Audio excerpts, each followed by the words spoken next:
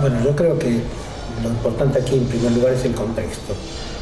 El contexto en el cual se va a desarrollar en la década del 40 cierto tipo de transformaciones importantes, que en realidad vienen de la década anterior al primer gobierno de Perón, cuando Justo, que era un ingeniero militar, digamos, realiza un cambio sustancial en función de las vías de comunicación. Prácticamente en el año 37, cuando se crea la Dirección Nacional de Vialidad, el país tenía nada más que 100 kilómetros pavimentados. Todo el sistema de comunicación es un sistema ferroviario. Cambia también y tiene que ver con los cambios que se originan después también de la crisis económica del 30 a nivel internacional. El cemento, el desarrollo de esto, que también a su vez va a tener una segunda instancia de corte con el proceso de la posguerra, de la segunda posguerra mundial. Uno puede explicarse esto cuando analiza la insuficiencia del Estado para poder resolver los problemas cruciales del país. La Comisión Nacional de Casas Baratas, formada en 1914, a 1944 había podido construir nada más que 1.900 casas en todo el país. Y había problemas estructurales para esto, entre ellos la falta de disponibilidad de tierra pública, entre otros la falta de una línea de crédito de financiamiento específico. Y estos son todos problemas que hacen a la transformación que el Estado va a tener para poder prestar los servicios. Tomo este caso porque el caso de los correos es un caso singular, es un nuevo sistema, porque se crea la Secretaría de Comunicación, luego Ministerio, y entonces es necesario proveer de edificios de correos dentro de una organización sistemática en todo el país. Antes se utilizaban habitualmente casas alquiladas o edificios de oficinas que eran alquilados para esto, pero no había una política desde el Estado, digamos, a nivel general. Pasa en dos casos, concretamente, el caso de correos y en el caso de la aeronáutica, la Secretaría de Aeronáutica, donde se hacen los primeros aeropuertos.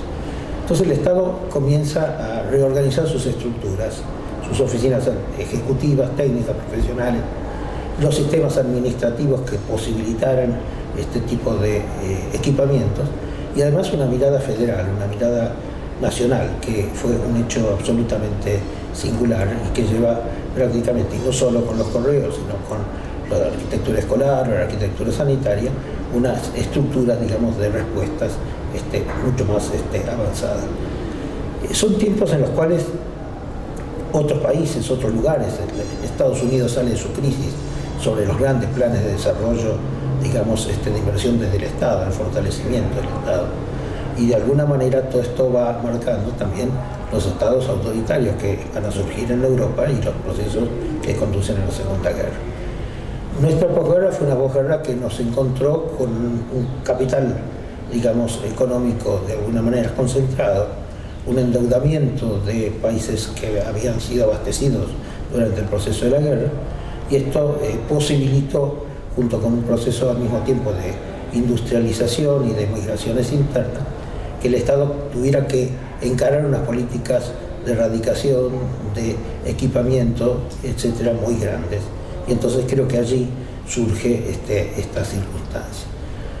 El peronismo de la primera década, del 45 al 55, es un peronismo que va a atender con distintas variables. Va a discutir si la casa debe ser individual o debe ser colectiva, va a discutir si la arquitectura debe ser neocolonial californiana o debe ser majestuosa clásicamente o debe ser arquitectura moderna. Todas estas variables se van a encontrar para distintos tipos de edificios. En el caso concreto de la arquitectura de los correos, evidentemente predominó la realidad de una circunstancia por la cual se quiso crear un sistema identificativo de los edificios y se vinculó ese sistema identificativo a la arquitectura contemporánea, a la arquitectura moderna.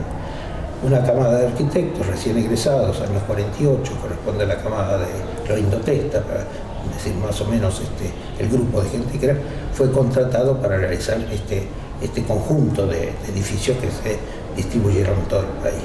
Y yo creo que por un lado hay ciertas respuestas tipológicas estudiadas, hay también una ascripción bastante generalizada a las premisas que Le Corbusier había venido dando, Curiosamente, porque de la visita de Le Corbusier en el año 29 nadie se acordaba, el mismo Clorindo Testa nos decía que él, cuando estaba en cuarto año, es decir, 43, 44, recién volvió a encontrar a Le Corbusier en la enseñanza, cuando Sacriste publica en castellano 2 de las conferencias que había dado en el 29 Le Corbusier.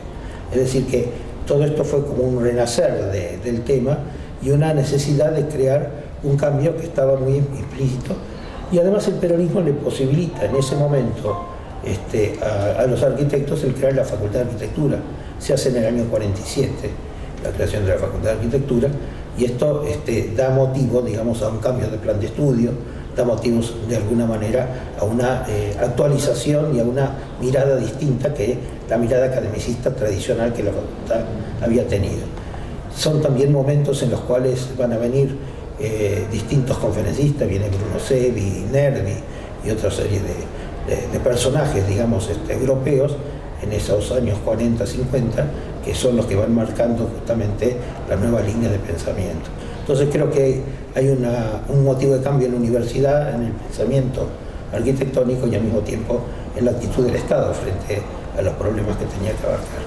Bueno, yo creo que es grave porque lo fundamental aquí es pensar de que este es el patrimonio del movimiento moderno y es el patrimonio de, como nos corresponde a nosotros, de cuidar de que todas las épocas y todas las generaciones estén expresadas en el patrimonio. El patrimonio es un proceso, en la identidad es un proceso de construcción, ¿no es cierto?, donde el perder, digamos, determinados rasgos o determinados momentos del pensamiento, de la forma de producción, de las tecnologías, de las propuestas funcionales, es perder, digamos, las evidencias de aquello. Lo que nos sucede en algunos casos con ciertas tipologías de vivienda que hemos perdido totalmente.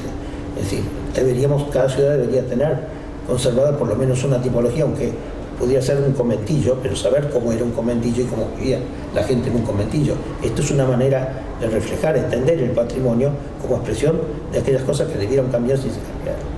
Entonces, perdemos hoy, cuando muchos de estos edificios están abandonados, o se han demolido inclusive, algunos de ellos.